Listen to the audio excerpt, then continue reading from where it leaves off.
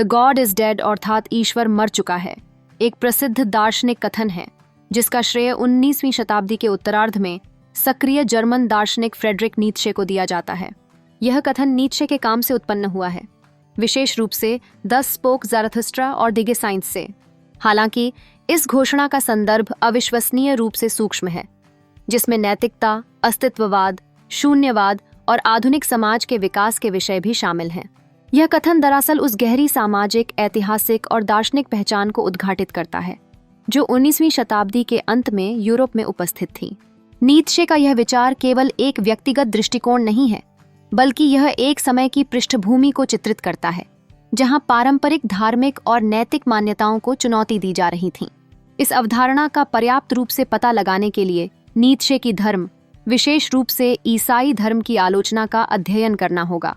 यह एक ऐसी दुनिया के बारे में है जहां पारंपरिक धार्मिक विश्वासों ने अपना अधिकार खो दिया है, पहचान का संकट और अर्थ की तलाश के कारण, जो इन खोई हुई संरचनाओं को प्रतिस्थापित करते हैं, और मानव अस्तित्व के लिए ईश्वर के अस्तित्व के खंडन के बाद की चुनौतियों और अवसरों पर चर्चा की।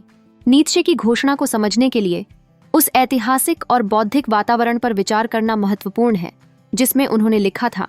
19वीं सदी के उत्तरार्ध में विभिन्न सामाजिक, राजनीतिक और वैज्ञानिक उथल-पुथल देखी गई।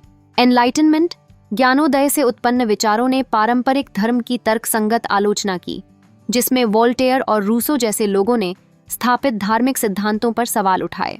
धर्मनिरपेक्षता का उदय प्रमुख था क्योंकि विज्ञान में प्रगति ने उन घटनाओं की व्याख्या करना शुरू कर दिया जिन्हें पहले दैवीय हस्तक्षेप के लिए जिम्मेदार ठहराया जाता था। इस ऐतिहासिक संदर्भ में ज्ञानोदय ने धार्मिकता के प्रति तर्कसंगत आलोचना का चलन प्रारंभ किया।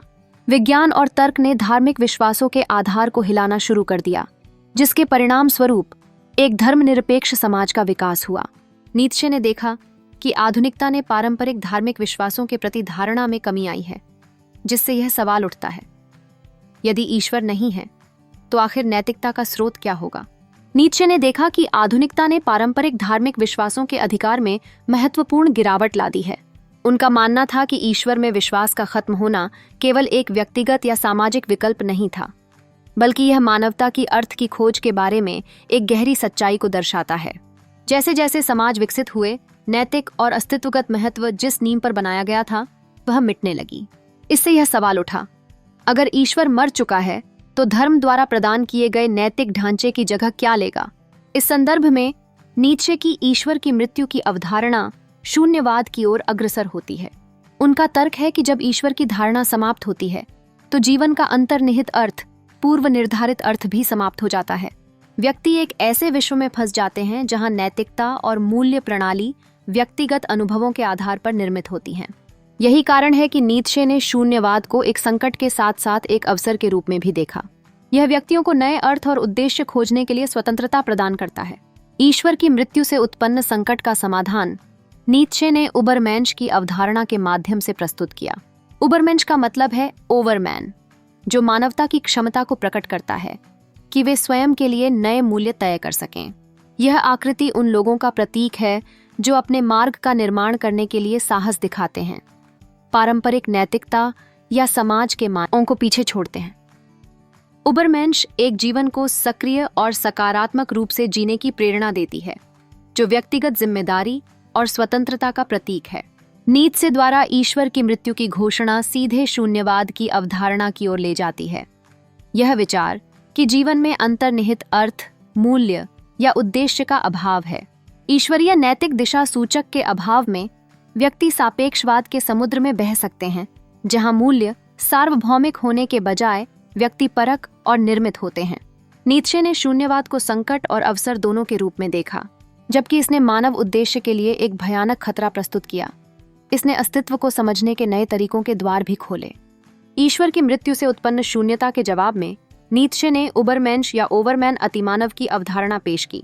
यह आकृति मानवता के लिए पारंपरिक नैतिकता से परे जाने और जीवन और व्यक्तिगत शक्ति की पुष्टि करने वाले नए मूल्यों को बनाने की क्षमता का प्रतीक है। अमेरिकी सुपरमैन इसी अतिमानव का अपडेटेड रूप है।